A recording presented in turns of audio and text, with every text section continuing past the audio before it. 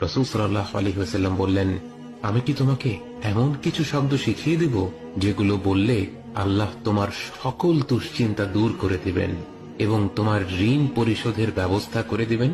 বলো, আল্লাহুম্মা ইন্নী আউযু বিকা মিনাল হাম্মি ওয়াল হাযান ওয়াল আজজি ওয়াল কাসাল ওয়াল বুখলি ওয়াল জুবন ওয়া দালা'আদ দাইনি ওয়া গলাবাতির রিজাল।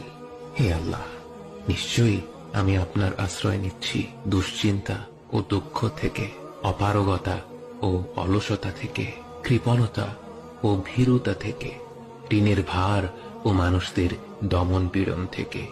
আল্লাহর যেই বান্দাই পূর্ণ বিশ্বাসের সাথে এই কথাগুলো বলবে, আল্লাহ অবশ্যই তার জন্য স্বস্তি আর মুক্তির পথ বের করে দেবেন।